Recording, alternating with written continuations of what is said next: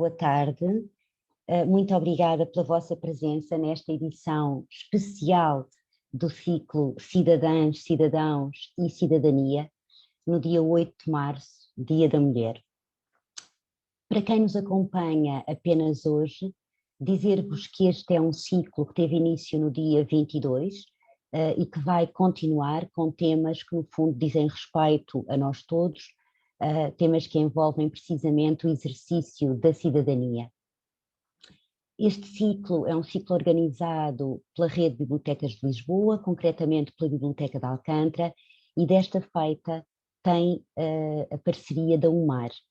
A UMAR é uma associação que procura, e já há 44 anos, despertar a consciência feminista na sociedade portuguesa e que tem estado sempre ao lado das mulheres nas variadíssimas lutas que estas têm travado ao longo do tempo.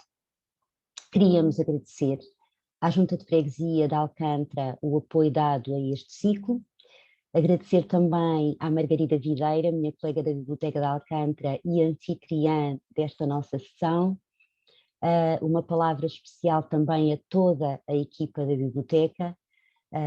São sempre, de facto, muito empenhados, sempre muito dedicados e merecem sempre este reconhecimento público. Dizer-vos também, e antes de passar aqui a apresentar as nossas parceiras, dizer-vos que esta sessão está a ser gravada, que depois podem voltar a vê-la e partilhá-la. Ela vai estar disponível no Facebook das BLX e também no canal de YouTube das Bibliotecas de Lisboa. Dizer-vos que depois da palestra que vamos aqui ouvir, podem, aliás, não é depois da palestra, vocês podem ir sempre colocando questões no chat, no decurso da palestra, e se quiserem no final intervir, podem pedir para fazê-lo e ser-vos-á dada voz, com certeza. Este dia é um dia de comemoração, mas é também um dia de luta, e para nos falar do dia 8 de março e de percursos de emancipação de várias mulheres, temos connosco duas dirigentes da UMAR, a Joana Salles e a Teresa Salles, a quem agradeço muito terem se juntado a nós neste dia, e eu passaria já a palavra à Joana para nos falar do dia 8 de março. Muito obrigada. Muito obrigada a nós e em nome da UMAR, a União de Mulheres Alternativa e Resposta. É um prazer enorme estarmos a celebrar, portanto, esta parceria com a Biblioteca Municipal de Alcântara. Para quem não sabe, portanto, a nossa sede nacional é precisamente em Alcântara, portanto somos entidades vizinhas, e também ter esta parceria com a Junta de Freguesia de Alcântara. Como pronto, hoje estamos no Dia Internacional das Mulheres, o famoso 8 de março, que a tanto nos diz, a nós todas, sociedade, mulheres e feministas também, um dia carregado de história e de luta, começando ainda no século XIX e inícios do século XX, portanto com as lutas pela melhoria dos direitos laborais, principalmente nos Estados Unidos e da Europa, por melhores condições de vida e de trabalho, que em 1910 Clara Zetkin, portanto uma líder socialista, portanto alemã, na segunda Conferência Internacional das Mulheres Socialistas, propôs a instituição de uma celebração anual das lutas pelos direitos das mulheres trabalhadoras. Portanto, o dia 8 de março tem esta componente muito da luta sindicalista pelas melhores condições de vida e laborais. Mantiveram-se celebrações no início das primeiras décadas do século XX, mas só a partir no ano de 1975 é que a ONU proclamou e instituiu o 8 de março como o Dia Internacional das Mulheres. Em 1975, portanto, foi também um ano que a ONU declarou que era o Ano Internacional da Mulher, e em que se iniciava a Década Internacional da Mulher, entre 1975 em 1985. E hoje este dia é celebrado como uma forma de luta por movimentos feministas e cívicos de todo o mundo, e é um prazer estarmos também a assinalar aqui com a biblioteca. Temos uma grande ligação também e sensibilidade às questões da cultura, e a biblioteca para nós, quer dizer, é um espaço primordial da cidadania. Portanto, e todo o sentido de estarmos aqui neste ciclo de conferências cidadãs, cidadãos e cidadania. E pronto, passava então a palavra à Teresa Salles, e como sabem, depois no final da intervenção da Teresa, as pessoas terão a oportunidade de colocar perguntas, seja verbalmente ou no chat. Boa tarde a todas e a todos. Começo por agradecer à Biblioteca de Alcântara a amabilidade que tiveram em nos convidar para esta sessão, e agradecer especialmente à Margarida e à diretora da biblioteca. Quero também cumprimentar as pessoas que estão presentes e que nos vão ouvir. Relativamente à questão que a Joana colocou sobre um dia de luta das mulheres, há uma coisa que é preciso, que é necessário, é a preservação e dar visibilidade a estas lutas. Às lutas que não podem não ser só umas grandes lutas de ativismo, mas que são as lutas das mulheres comuns, das mulheres do dia a dia. E era precisa uma preservação histórica desta questão. E eu começo por citar a historiadora Fina da Armada e feminista, que costumava dizer: é preciso meter os cotidianos na história e só as mulheres o podem fazer. Assim, para o desenvolvimento da história dos feminismos da segunda metade do século XX, torna-se crucial a preservação dessa memória histórica de muitas mulheres, não só das que foram protagonistas de ativismos, mas como de todas as outras que, de uma forma ainda mais invisível, trouxeram mudanças à sua vida e à vida de outras mulheres que as rodeiam. Não é possível, pois, uma história dos feminismos sem a memória das mulheres de diversos setores sociais, etnias, idade, orientação sexual, mais ou menos envolvidas no ativismo, mas todas elas que são portadoras de um património histórico ainda um pouco desconhecido. É por essa razão que a UMAR, que é uma associação, enfim, já com uma certa idade, como me disseram há pouco, tem 44 anos de existência, se resolveu tomar a peito essa situação. E então, o que é que elaborou? Um projeto que se chama Memória e Feminismos, que começou em 2012 e que é desenvolvido pela UMAR e tem o apoio financeiro da pequena subvenção da SIG. Numa primeira, e agora vou falar deste projeto que, como digo, começou em 2012. Numa primeira fase, recolhemos histórias de vida de mulheres de várias regiões do país e das regiões autónomas. Eu passo a dizer Madeira, Minho, Sudoeste Alentejano, Açores, Setúbal, Coimbra, Viseu, margens do Porto e do Porto. Eu julgo que são, não me falta nada, acho que não. Foram estas as zonas em que recolhemos histórias. Isto, temos um património aí de umas 70, 80 transcrições, e que quem quiser, qualquer historiador ou qualquer investigador, pode consultar no Centro de Documentação e Arquivo Feminista da UMAR. São histórias de vida de mulheres em várias regiões do país e das regiões autónomas. Ouvimos vozes de mulheres comuns, mulheres cujas histórias de vida preservamos. As opressões sofridas, os ativismos, as suas lutas históricas, num país ancestral marcado ainda por um sistema patriarcal bem definido. Estas são histórias de mulheres que mudaram as vidas de quem as conhece, mas essas histórias ficariam perdidas na espuma do tempo se não alguém as recolhesse. É preciso retirá-las das margens e centrá-las na historiografia. Destes anos de recolha foram editados vários livros, foram feitas várias exposições em vários locais, tertúlias e debates, e criámos um canal YouTube que se chama Memórias e Feminismos, onde se podem ver os vídeos com retalhos destas histórias de vida. Posteriormente, tivemos a noção da marginalização de vários grupos de mulheres, às quais deveríamos chegar para uma reflexão conjunta sobre múltiplas discriminações a que estão sujeitas. Isto é, quando demos conta daquele manancial da primeira fase das recolhas de histórias de vida, descobrimos que eram praticamente todas heterossexuais, brancas, não havia, eram mulheres invisíveis.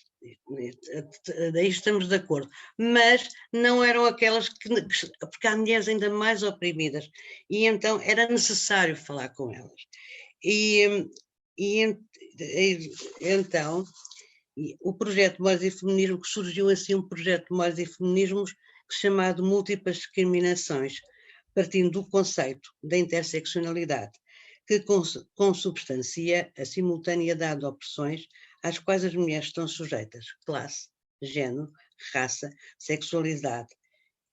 E então decidimos, durante 2 anos, trabalhar estas questões. Neste contexto, tivemos tertúlias numa primeira fase também, com mulheres lésbicas e transexuais, mulheres imigrantes, mulheres ciganas, trabalhadoras do sexo. Este projeto publicou um livro com os testemunhos destas várias intervenientes, bem como um capítulo dedicado à investigação nesta área do conhecimento. No ano seguinte, nós focámos o trabalho focou-se na interação com mulheres negras e afrodescendentes, mulheres das zonas rurais, trabalhadoras domésticas e mulheres com deficiência. Apesar da eclosão nos últimos tempos de associações de mulheres negras, quisemos ouvi-las e elas trouxeram para o debate a reflexão de temas fulcrais como a exclusão e a rejeição da mulher negra enquanto sujeito social nos movimentos feministas brancos, europeus e norte-americanos. As feridas, a amnésia social face ao passado colonial, bem como o racismo estrutural, foram também abordadas e, parafraseando Joana Gurjão Henriques, tudo se passa num país de brancos costumes. Esta situação, ligada às tertúlias que tivemos anteriormente com mulheres imigrantes, levou-nos a abordar uma comunidade de imigrantes em Portugal, e então optamos pela comunidade cabo-verdiana por ser a mais antiga e foi durante muitos anos a mais expressiva a nível numérico, a nível de pessoas. Começámos, portanto, e fizemos um trabalho este ano, acabou agora, e com a apresentação do livro História e Memórias de Mulheres de Cabo Verde. Mas não vos quero maçar com esta conversa, então gostaria de falar só naquilo que nos é mais querido, as falas das mulheres, e de algumas histórias de vida que nós recolhemos e que achamos que podemos compartilhar convosco para verem como é que elas, enfim, dar uma pequena abordagem a estas mulheres. E então eu vou falar de algumas que desafiaram convenções, que não são aquelas feministas, não estão ligadas ao ativismo, portanto, são aquelas mulheres, mas que de qualquer forma desafiam as convenções e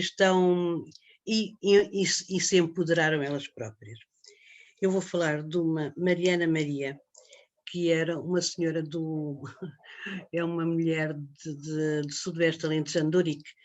Eu penso que ela já morreu, quando nós a entrevistámos há 7 anos, ela tinha já 83 anos, e era uma mulher que vive no meio rural, completamente abafado, extremamente concentrado e fechado, e ela casou, teve 3 filhas, o marido era bêbado, como é também usual, naquela região, todos os dias chegava à casa bêbado e ela tinha que lhe tirar as botas, tinha que o despir, tinha que o meter na cama, e aquilo passou-se uma quantidade de tempo, até um dia ela, aborrecida, não deixou dormir calçado, vestido, conforme quis. Ele no dia seguinte, ao acordar, achou que aquilo era demais, uma mulher fazer uma coisa destas era incrível, e então deixou-a com os filhos para criar, e nunca mais apareceu. Ela, nesse momento, com 3 filhas a cargo, começa a trabalhar a cavar, a trabalhar nas zonas rurais, a ir à caça, a ir à pesca, e começa a vestir de homem, porque ela gostava imenso de cantar. Cantava imenso e então trabalhava sem descanso, era uma moura de trabalho e fazia trabalho de homem. Muitas vezes quem a contratava não sabia bem se ela era homem, se era mulher, porque ela emparelhava bois, ela fazia um trabalho inacreditável, tinha uma força terrível, mas ela chegava às vezes ao fim passava a vida a cantar. Então o que é que ela achou que devia fazer? Ela ia para as tabernas, mas ia vestida de homem, toda a gente chegava que ela era homem, ia para as tabernas cantar, porque no Alentejo as tabernas são um local onde os homens entram, não as mulheres, não é? E ela vestida de homem ia cantar. Cantava até um dia. Portanto, mas ela era muito maltratada pelas pessoas, chamavam-lhe machorro, por causa dela andar vestida de homem. E a Olímpia está ali, e ela conheceu-a também, nós conhecemos-la, ela parecia mesmo um homem, não era Olímpia, ela era um verdadeiro homem. Cantava e começou a cantar, e entretanto, aqueles grupos de recolha etnográfica descobriram-na, já nos anos 90 descobriram-na, e começaram a cantar com ela, e ela começou a andar com eles, com esses grupos, cantar ao baldão, e um deles era o Pedro Mestre, parece-me, e foi a vidinha dela. Então ela aí já começou, já velhota, já começou a ir de terra em terra cantar com os amigos, e foi assim. É a vida desta mulher, que de qualquer forma desafiou completamente as convenções. Outra que eu gostava de falar era a Manita Kumari. É uma mulher hindu. Nasceu em Moçambique, com a descolonização veio para Portugal, foi trabalhar com os pais tinham muito nova, estudou pouco, foi trabalhar com os pais para uma papelaria. Entretanto, ele tinha casamento marcado, tinha casamento arranjado com um indiano, mas foi 2 vezes à Índia, os casamentos não se consumou, não se realizaram. Portanto, veio para Portugal, os pais estavam à procura do 3º candidato, e ela já achou que aquilo já estava a passar demais e resolveu: eu vou escolher um marido. E escolheu um homem, e para ver se os pais a aceitavam, engravidou. Quando os pais souberam, fecharam-na em casa, bateram-lhe, daram-lhe pontapés na barriga para ver se ela abortava. Trataram-na mal, o pior possível. Ela um dia conseguiu fugir, porque encontrou a chave do quarto, não sei aonde, e conseguiu fugir descalça, de camisa de dormir, e conseguiu fugir com o namorado e com quem casou. Foi viver para outro lado, fugiu. Entretanto, teve grandes problemas, a filha passou fome, grandes problemas, e a filha nasceu prematura, com alguns problemas. Entretanto, este marido morreu e ela... entretanto, este marido não era hindu, portanto, era muçulmano. Ela casa novamente com outro muçulmano, de quem teve 3 filhos. Teve 2 do primeiro casamento, que morreu, teve 3 filhos do segundo casamento, e ela tinha uma loja, comprou uma loja na costa, conseguiu ter dinheiro para montar uma loja, trabalhava e trabalha ainda, das 8 da manhã à meia-noite, agora em tempo de pandemia trabalha menos. Mas sempre, mesmo quando tinha os filhos, ela, não há sábados, não há domingos, não há dias de feriados, não há nada. Quando tinha os filhos, levava os filhos durante uma semana ou 2 para amamentar, para a loja, e estava sempre a trabalhar. Resumindo, este marido, entretanto, este marido vivia à conta dela e ia passar a vida a ir ao Paquistão, era paquistanês. E casou no Paquistão. Casou ela quando soube, apanhou um choque danado e divorcia-se, ela consegue divorciar-se. Pronto, já está divorciada deste e já está no terceiro marido. Já vai no terceiro marido e já tem mais uma loja. Esta mulher é uma mulher que é uma força da natureza. Pronto. Era este também um caso que vos queria relatar. E tenho mais outra que desafiando convenções, que é o caso da Júlia Duarte, uma pescadora que já tem 70 anos, hoje em dia, quando a entrevistámos tinha 65, e que os pais tinham uma mercearia e uma venda, digamos, na Fonte da Telha, e ela ajudava os pais. Entretanto, casa com um pescador, e o que é que ela acha? Ela não queria estar na loja nem por nada deste mundo. E ela casa com o pescador e diz ao pescador: eu vou à pesca contigo. O marido nem pensar, uma mulher na pesca. Isso é que era bom. Eu vou mesmo. E foi. Começou a pescar, e é pesca de alto mar. É um bocado... Quem conhece a Fonte da Telha sabe que aquilo ali são umas ondas valentes, e ela consegue entretanto, a cédula profissional. E é a primeira mulher a ter a cédula profissional de pescadora. Ou por outra, a cédula profissional, e quem a viu como nós, a cédula profissional diz pescador, porque não havia pescadoras, havia pescadores, só homens.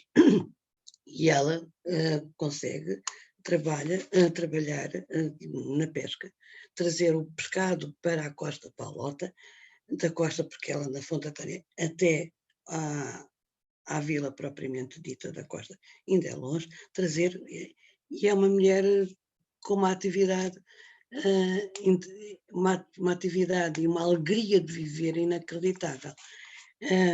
Uma vez fizemos uma tertúlia na Costa da Caparica com ela. O marido, ninguém ligava nenhuma. Agora ela, quando os pescadores souberam que ela ia falar, ia estar presente naquela tertúlia, aquilo encheu-se de pescadores, de sindicalistas, e era toda a gente a falar com ela. Foi extraordinário. A talho de foice, e falando novamente numa pescadora, gostaria de falar nesta pescadora, porque apesar de ser muito mais nova, Maria José Neto, esta nunca pensou em ser pescadora, mas de qualquer forma casou com um pescador. E então resolveu tirar uma formação na Formar, e desde 2006 começou a ir à pesca com o marido. É uma pescadora lá de cima, entretanto, de Castelo de Neiva. Entretanto, deu conta da necessidade de haver uma associação que lutasse pelos direitos desta classe profissional, da classe de pescadores. De qualquer forma, os pescadores não achavam necessário, para que uma associação, não vale a pena ter associações, para que isto não vale a pena, não sei o quê. Ela insistiu, e eles continuavam a dizer que não. Então ela própria criou a associação e concretizou a associação porque ela disse, e diz sempre, eu acho que nós devemos reivindicar os nossos direitos. Ela é presidente desta associação. Muitas vezes vai à televisão, que já tenho visto, exatamente reivindicar os direitos dos pescadores de Castelo de Neiva. E é engraçado que hoje vai passar um filme na Antena 2, na Antena 2, na televisão, RTP2. na RTP2. Às 22h45. Às 22h45, são as mulheres no meu país, onde ela é protagonista também desta questão. Ela fala ali sobre os seus problemas. Isto são 4 mulheres que eu trouxe aqui para exemplificar um pouco daquilo que são as nossas recolhas de histórias e aquelas mulheres que desafiam as convenções. Entretanto, eu gostaria de falar também só de mais umas 2 ou 3, que foram duas mulheres que estiveram na resistência antifascista antes do 25 de Abril. Uma que é Maria Nascimento Falcão, mulher que mora em Almada e que trabalhava na cooperativa piadense e era casada com um militante do Partido Comunista. Este militante é preso, ele era tipógrafo, ela continua a trabalhar na cooperativa e continua a ajudar, faz recolha de assinaturas, recolha de dinheiro, leva os presos políticos que passavam, os presos políticos e os presos que os presos políticos não, os clandestinos, que ela sabia que precisavam de ir ao médico, ela levava-os aos médicos que ela conhecia, comprava medicamentos e comida para as mulheres dos presos políticos que não tinham dinheiro para se alimentarem, e além disso tudo ela ia visitar o marido a Caxias várias vezes, durante 2 ou 3 anos, que foi o tempo que ele esteve preso em Caxias, sem contar com o ano que esteve preso em Caxias, não, em Caxias teve 1 ano, desculpa, peço perdão, e os outros 3 anos esteve em Peniche. Ela ia vê-lo, tanto a Caxias como a Peniche. E quando ele estava em Caxias, e era preciso, ele queria passar documentos clandestinos, ela metia-os na boca e através de um beijinho na boca passava para o companheiro. Era assim que ela passava os documentos na clandestinidade. Entretanto, dá-se 25, isto estou a fazer a história toda muito en passant.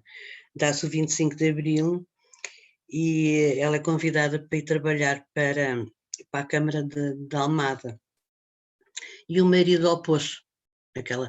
Ela que tinha feito tanto pelo marido, ela que tinha lutado tanto, que era uma mulher tão trabalhadora, queria a sua emancipação, portanto tinha saído da cooperativa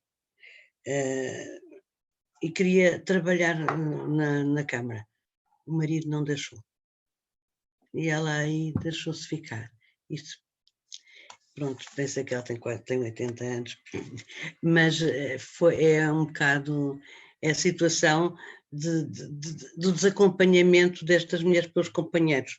E agora, gostava de falar noutra também, que é Domicília Costa, uma mulher que passou 17 anos em casas de clandestinidade. Entrou com 7 e saiu com 24. É uma vida, portanto, ela com 17 anos tinha a primeira classe, tinha feito a primeira e a segunda classe, não tinha feito mais nada, e a partir daí não pôde estudar mais, porque ela não tinha nome, passava a vida a mudar de região, passava a vida a mudar de casa, e levou uma vida até aos 24 anos, uma vida triste sem poder fazer nada. Aos 24 sai e emigra para a França, portanto ela sai antes do 25 de Abril, emigra clandestinamente, é evidente, e lá conhece o marido e só depois do 25 de Abril é que volta a Portugal. Esteve à frente de uma associação de Alzheimer e chegou a ser deputada da Assembleia da República do antigo mandato. Relativamente a esta resistência de antifascistas, eu gostava de falar de três casos. Uma que é Clara Queiroz, que é uma mulher que esteve nas lutas académicas de 53, que quase ninguém... Nós fizemos um livro sobre as mulheres nas crises académicas, porque entrevistámos algumas que disseram que tinham estado presentes, tinham estado em várias lutas, em 62 em Lisboa, em 69 em Coimbra e em 72 também em Lisboa. Esta é de 53 e só queria dizer que eu vou aproveitar só para ler isto, a Clara Queiroz, que também é uma entrevistada e que vai aparecer hoje também no filme. No filme é uma entrevista, foi uma nossa, também nos deu a sua história de vida e vou só dizer 3 ou 4 coisas dela. Ela fez o curso de Ciências Pedagógicas de 52 e 53 e licenciou-se em Biologia em 64. Obteve o diploma de Genetic Science em 66, 67 e o PhD em Genética em janeiro de 71, na Universidade de Edimburgo, e a agregação em 79, na Universidade de Lisboa. Foi segunda assistente na secção de Botânica da Faculdade de Ciências da Universidade de Lisboa, em 65 e 66, tendo sido obrigada a sair por informação negativa da PIDE. Portanto, ela foi posta na rua, não é?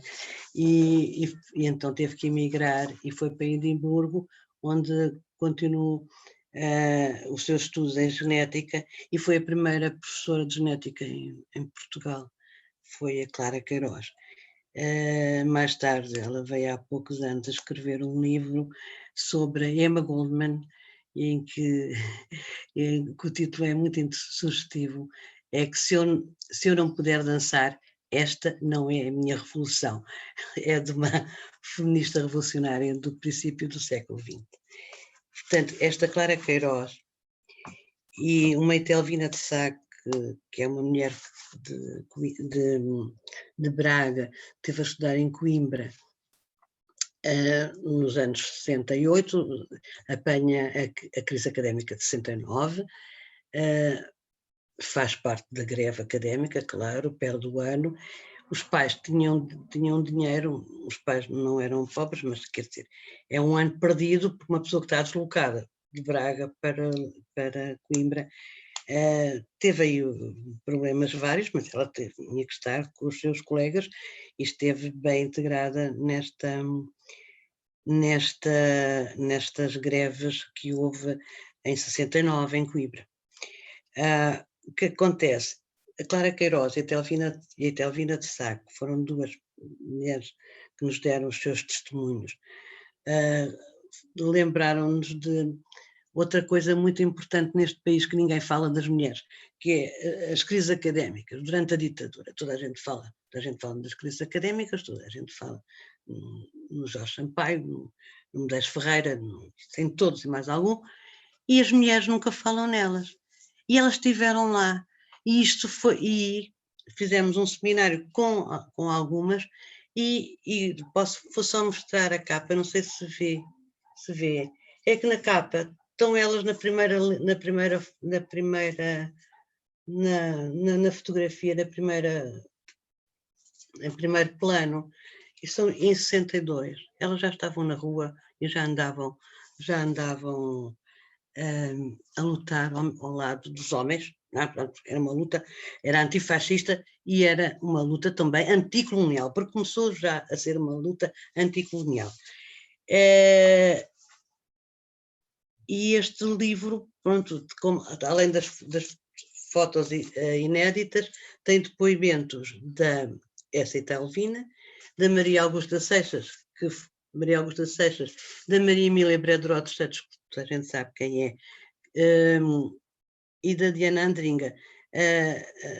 A Maria Augusta Seixas e a Maria Emília tiveram que se exilar em 65 e só voltaram em 75, tiveram 10 anos, uma na Suíça e outra em Bruxelas. E a Diana Andringa, que foi presa em 65.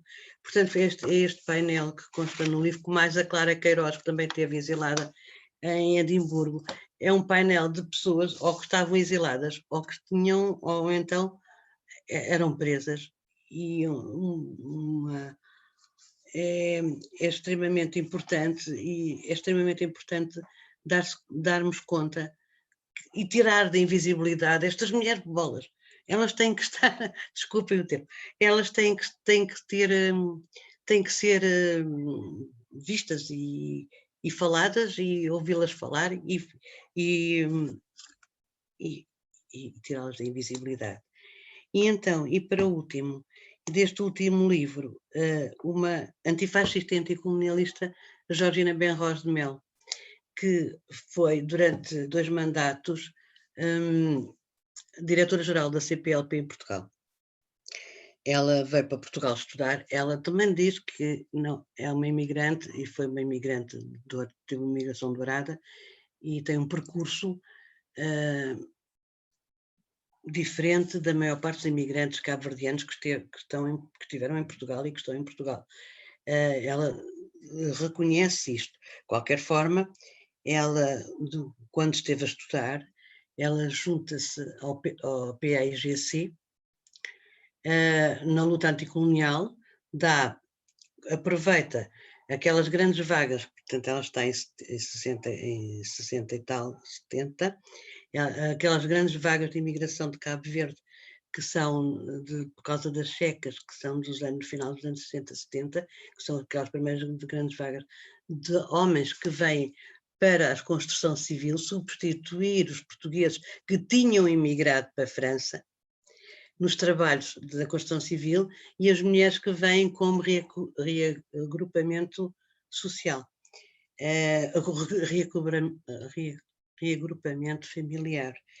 Ela começa a dar aulas de alfabetização aos operários que trabalhavam na construção civil e através deles, através da alfabetização, ao mesmo tempo introduzir o bichinho da luta anticolonial, porque o processo dela é mais profundo do que o antifascista e anticolonialista. Ela lutava pelas coisas ao mesmo tempo que estava aqui a estudar. É um testemunho extremamente importante e extremamente interessante que ela nos deixa. Pronto, eu acho que já falei o suficiente, não sei. Muito obrigada e agradeço a vossa presença e a vossa disponibilidade para me ouvirem. Obrigada, Teresa. Agora ia dizendo, temos já uma pergunta no chat. Quem quiser colocar mais perguntas ou colocá-las verbalmente, esteja à vontade. Portanto, este é também um espaço informal, um espaço de cidadania. E também agradecer esta apresentação. Portanto, fizemos aqui uma pequena viagem ao historial do projeto Memórias e Feminismos, que é financiado, obviamente, desenvolvido pela UMAR desde 2013. Portanto, estas diversas versões que o projeto teve, portanto, nos primeiros anos, onde foi entrevistando, recolhendo histórias de vida de mulheres de várias regiões do país, tanto mulheres desconhecidas, mas que tiveram percursos emancipatórios, que desafiaram estereótipos de género, desafiaram convenções sociais, conseguiram enfrentar várias dificuldades que são acrescidas relativamente às mulheres e que são um exemplo e uma inspiração para todas nós e todos nós. E depois também da parte do projeto mais posterior sobre as múltiplas discriminações, mulheres cujas identidades são já de si discriminadas logo. Portanto, uma mulher lésbica, uma mulher trans, uma mulher negra, uma mulher com deficiência, portanto, sofre muito mais entraves do que o tal pessoa dita neutra, portanto, uma mulher branca, de classe média, sem nenhuma deficiência, heterossexual. E pronto, agradecendo os exemplos aqui trazidos, tanto das antifascistas como da Georgina, com um papel pela luta anticolonial também estrondoso, a questão das mulheres, das pescadoras, que desafiaram os estereótipos na escolha da sua profissão, que escolheram de coração, a questão da Anita Kumari, que conseguiu sobreviver a um casamento arranjado, e conseguiu sobreviver à pressão dos pais por escolher um homem de uma outra religião que não a religião familiar. Aqui no chat temos uma pergunta de Ana, não sei se quer colocá-la verbalmente.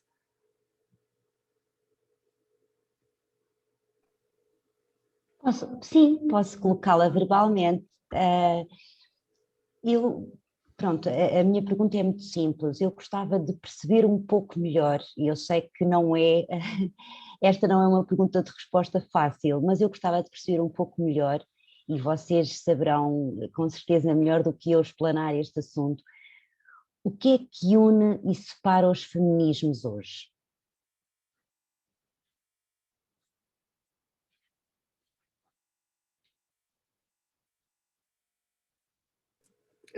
Está desligado, Teresa, o micro. O que une os feminismos hoje é exatamente a luta pela igualdade de género, que é a nossa principal luta, é para sermos iguais, para termos os mesmos direitos tudo, por exemplo, ao dinheiro, aos ordenados. Os homens ganham muito mais do que as mulheres, principalmente quando se sobe na hierarquia. Essa é a luta. O que nos separa é que há situações, bom, não sei muito bem responder isso. Essas são situações que nós temos que resolver entre nós, entre os vários movimentos feministas, mas não tem a ver, sei lá, com o aspecto sexual, muitas vezes orientações sexuais. Há movimentos mais antigos que só reivindicam o aspecto sindical, o aspecto das mulheres trabalhadoras, do trabalho, e do trabalho é importantíssimo, claro que é, mas há também outras situações como o corpo, como esta história também das mulheres negras. Então nós, relativamente ao movimento negro, temos que arranjarem uma solução de entendimento, julgo eu. Ou seja, os feminismos também é um movimento plural, tanto seja em termos de pensamento, de produção teórica, como de movimentos. Portanto, é como a política. Há também vários aspectos políticos. Apesar do feminismo sequer não ser assim tão dispar. Mas pronto, como a Teresa falou, portanto, claro que a causa central é a emancipação das mulheres e a igualdade de direitos e de oportunidades entre mulheres, raparigas e meninas com os homens e rapazes. Estamos de acordo em vários temas fulcrais, nomeadamente na questão laboral, tanto quando lutamos contra a discriminação no trabalho, pela igualdade salarial, ou mesmo, por exemplo, quando foi o direito ao aborto, que foi um dos temas que mais uniu, se calhar, as feministas, e que foi muito longa em Portugal, que demorou 30 anos, começou ainda nos anos 70 e até 2007, quando o aborto foi despenalizado no segundo referendo. Depois pode haver, em alguns outros assuntos, diferentes sensibilidades, mas isso também não é negativo, portanto é um movimento que se vai construindo, acho que é dos movimentos sociais mais interessantes, onde sequer há mais diálogo, mais debate e que está em constante crescimento. Portanto, o feminismo é uníssono. E daí também as várias correntes dos feminismos, temos correntes ecofeministas, e não só o ecofeminismo, há diferentes, há diferentes correntes, há os feminismos pós-coloniais, feminismos árabes e islâmicos, feminismos negros, feminismos liberais. Isso também traduz a variedade de experiências que nós todas temos como mulheres, porque a nossa experiência é dispar, e tal como o projeto Memórias e Feminismos também traz, não é? Ao trazer estes aspectos biográficos destas mulheres, histórias, destas trajetórias de vida, dá para ver que somos diversas, somos únicas, somos mulheres, somos vistas pela sociedade como mulheres e tratadas consoante isso, com tudo o que isso pode implicar de bom e de mau, nomeadamente a nível da discriminação e obstáculos. E pronto, é isso. Por isso usamos, quando falamos 8 de março, usamos o termo no plural, preferimos dizer Dia Internacional das Mulheres. Antigamente dizia mais Dia Internacional da Mulher, não, preferimos dizer Dia Internacional das Mulheres, porque apesar de termos opressões em comum, claro que sim, e também muita solidariedade também entre nós, e isso também é um dos grandes ímpetos do movimento feminista, é a solidariedade ou a sororidade entre nós, como forma de conseguirmos uma união para superar estes desafios. E pronto, e é isso. Portanto, o sujeito mulheres. Obrigada Teresa e Joana. Não sei se há alguém, este é o espaço para colocarem questões.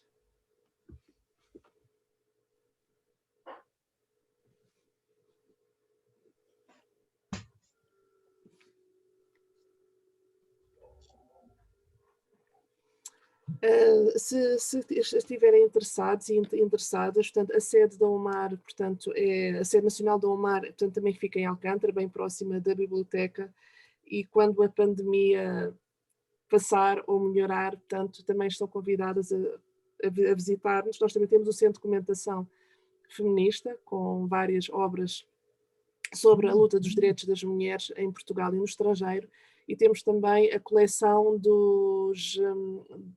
das publicações que este projeto Memória e Feminismos foi publicando. Algumas delas, entretanto, já esgotaram, mas outras ainda estão disponíveis. A maior parte delas está disponível. Também podem aceder ao portal do Centro de Documentação e Arquivo Feminista, Arquivo Feminista Helena Guimarães, e descendo em Histórias de Vida, está lá um item que se chama Histórias de Vida, podem aceder aos vários livros que foram publicados, está tudo online. E também há lá espaço para exposições, pode haver algumas exposições que foram efetuadas, e podem consultar. E também podem consultar, como disse há pouco, as transcrições que foram efetuadas, mas é presencialmente. Temos aqui uma pergunta da Rita Correia. Hoje as mulheres estão mais ou menos motivadas para reivindicar os seus direitos. Estão conscientes da subavaliação ou valorização social?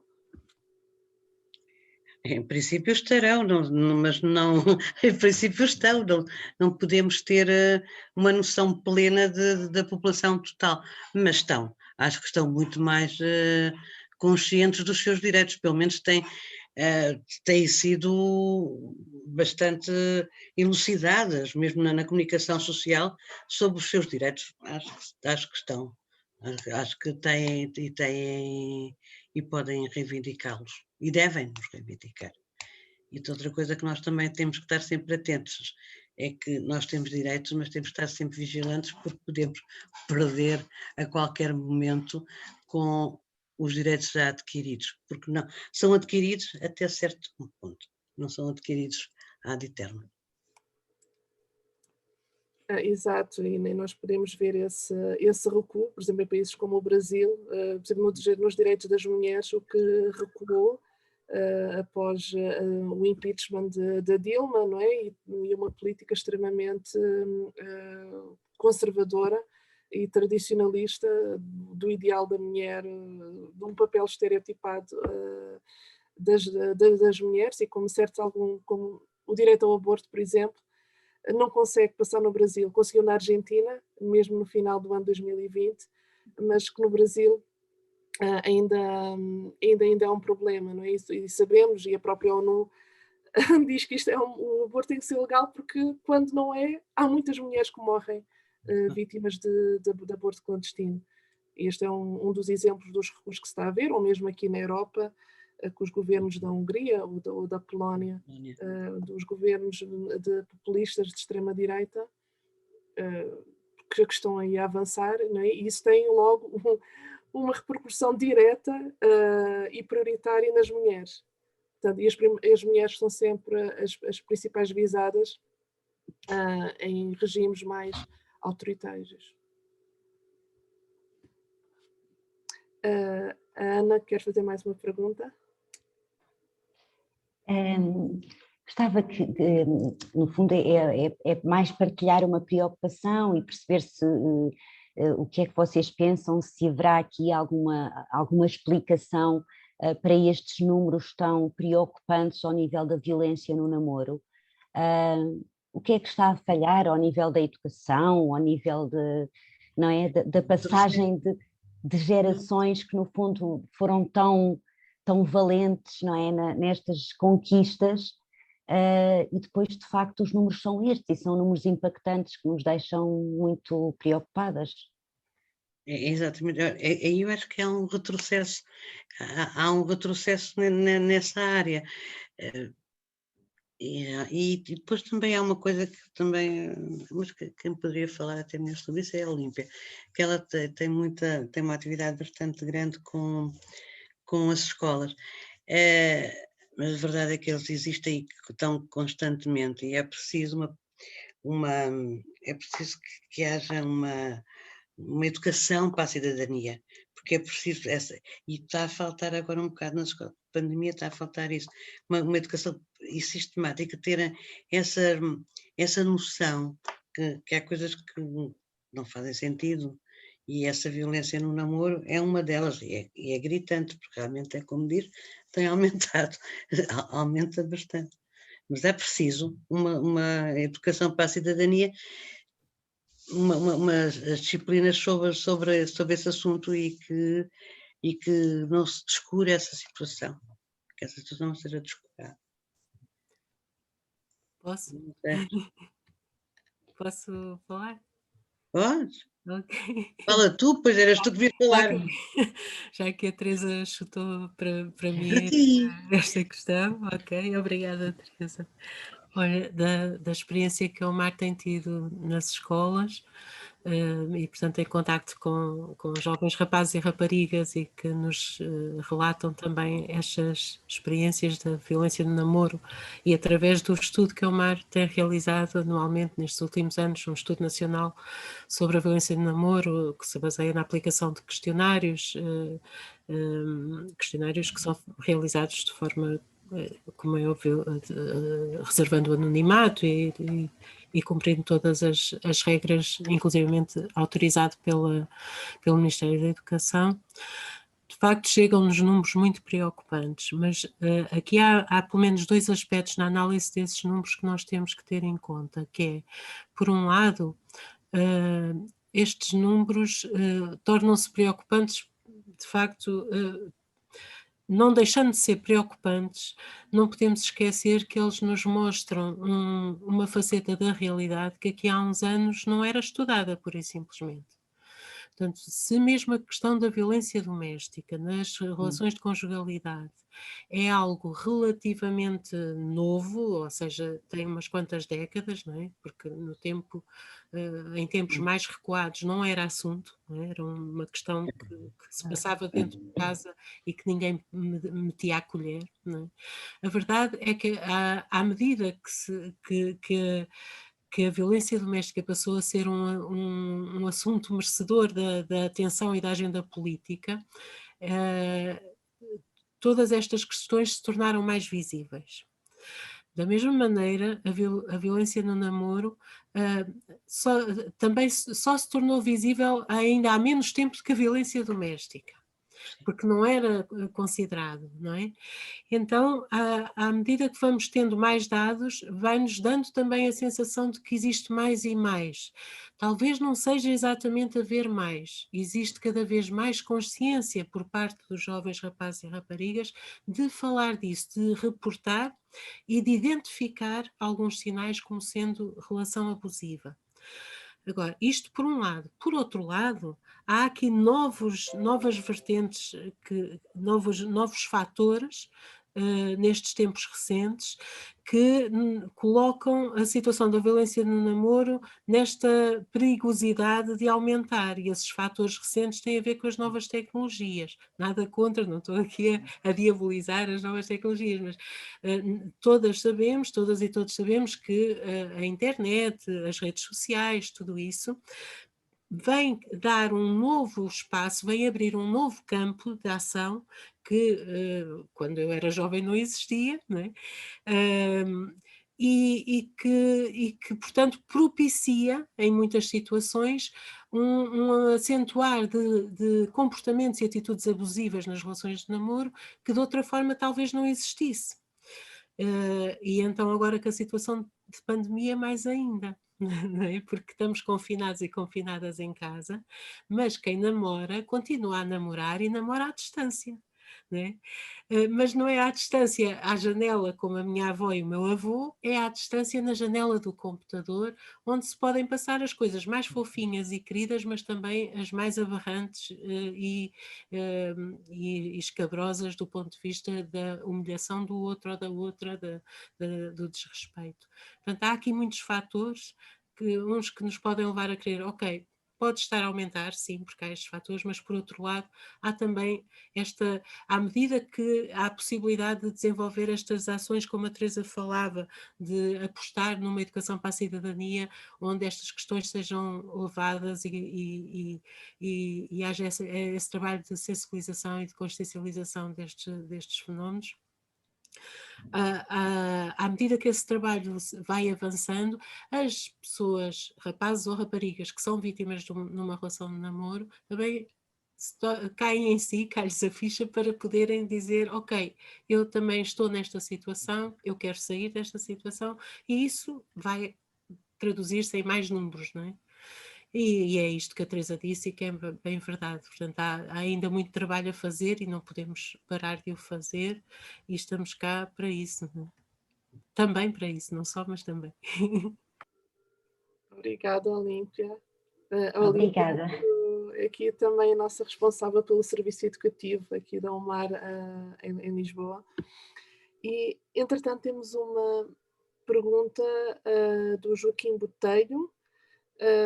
Como pai e marido, aflige-me a falta de participação política feminina. Gostaria de as ouvir sobre essa dimensão e como estimular a participação de raparigas e mulheres.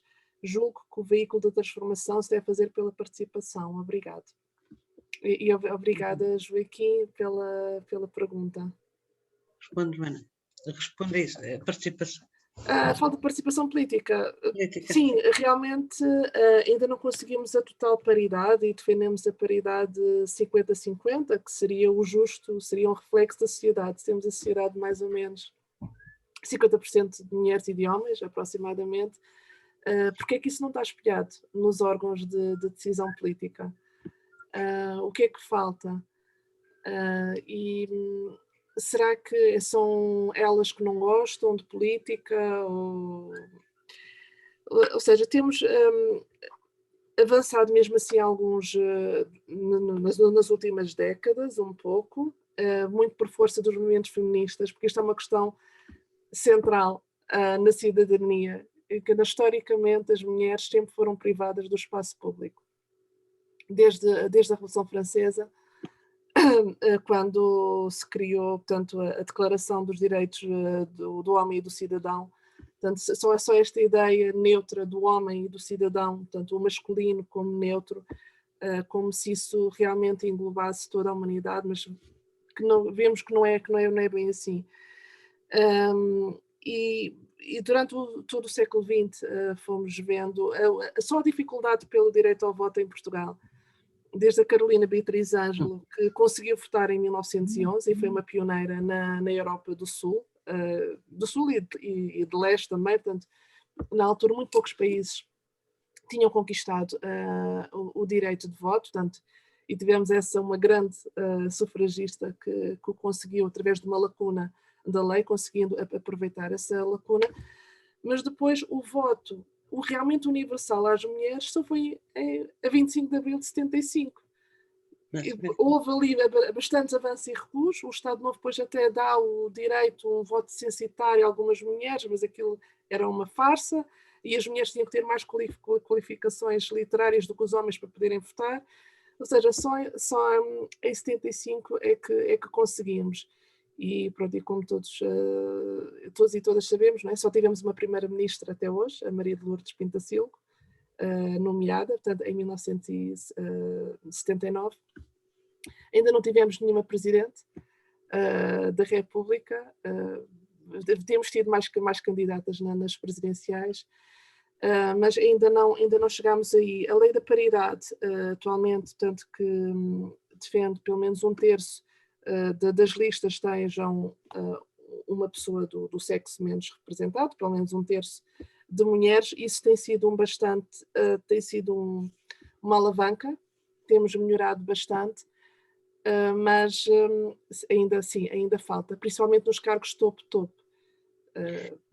Mas pior do que a participação das política, mulheres, a participação económica, a paridade, a participação económica nas grandes firmas ainda é pior na direção das grandes multinacionais. Isso ainda é muito pior do que a participação política, por causa exatamente da lei da paridade, sou eu.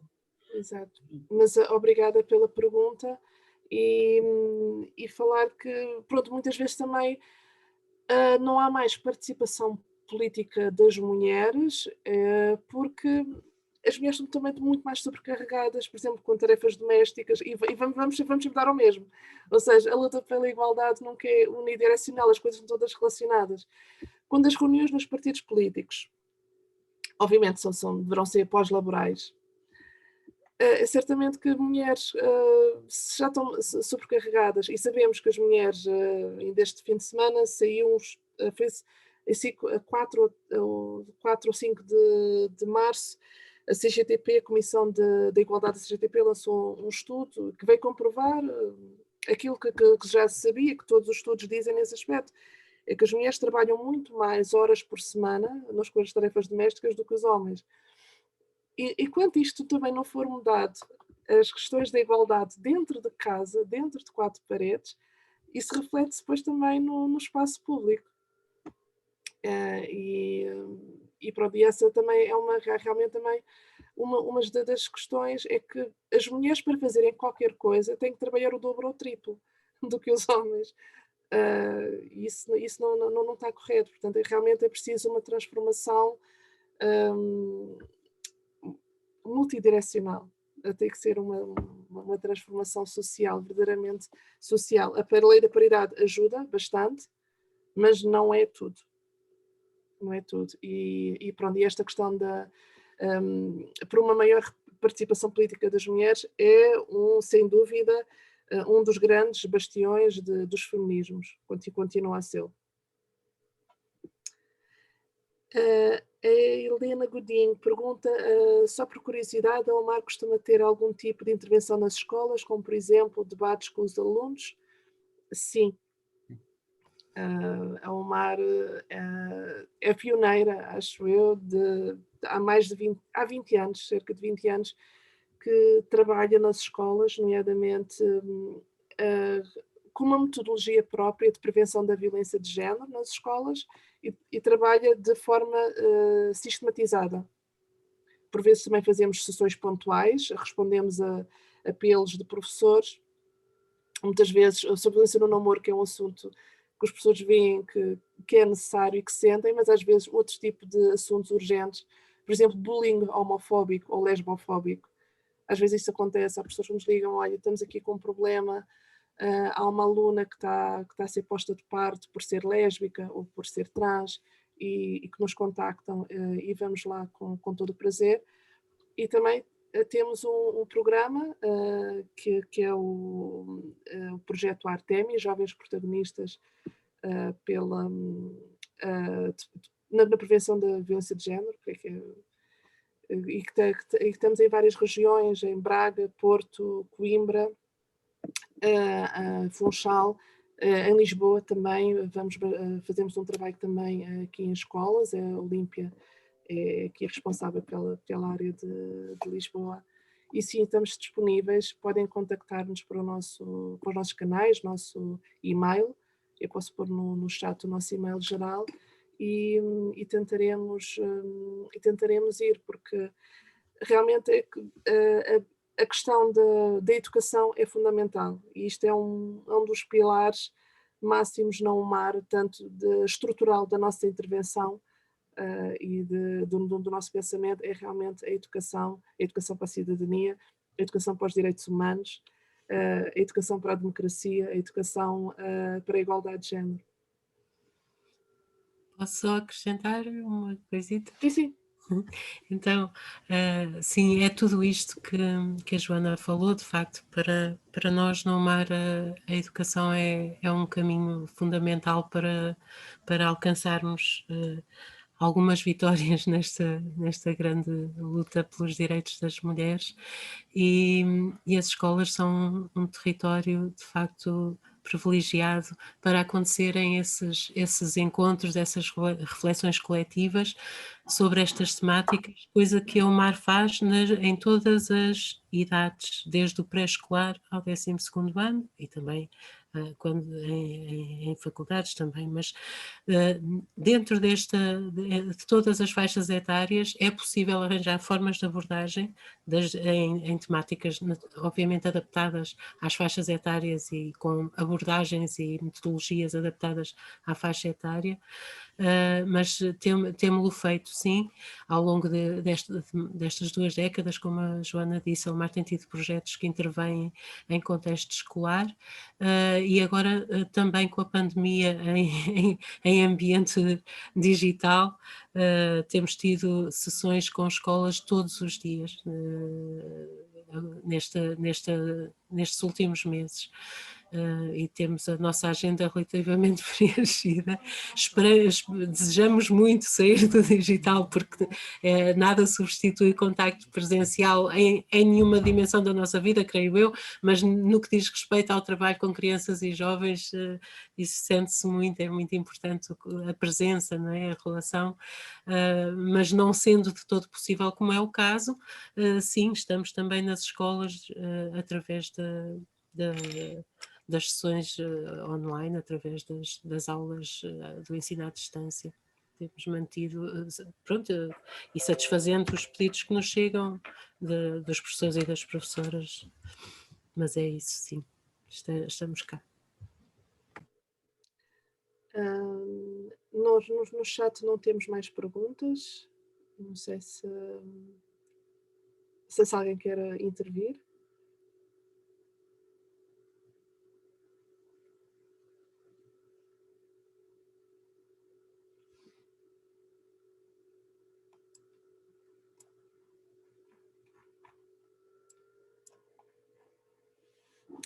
Portanto, já coloquei o e-mail geral da UMAR no chat.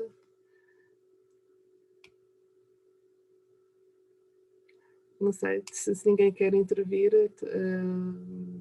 resta-me agradecer bastante a presença de todos e de todas e o convite, e passo a palavra à diretora da Biblioteca de Alcântara. Obrigada, obrigada Joana, obrigada Teresa, obrigada também Olímpia. Foi uma sessão, penso eu, muito esclarecedora, quer do ponto de vista das histórias de vida, quer do ponto de vista de outros temas que aqui acabaram por ser levantados, e agradeço-vos a todos e a todas a presença nesta edição especial. Este ciclo vai continuar, dia 29 de março teremos aqui uma outra sessão, fiquem atentos ao Facebook das bibliotecas. Já sabem que esta sessão vai estar disponível quer no Facebook, quer no YouTube, no canal de YouTube das BLX, portanto, se quiserem rever alguns momentos ou partilhar esta sessão, estejam à vontade, e mais uma vez muito obrigada a todos, a todas pela vossa presença. Até breve. Muito obrigada a todos e a todas. E bom 8 de março. E bom 8 de março.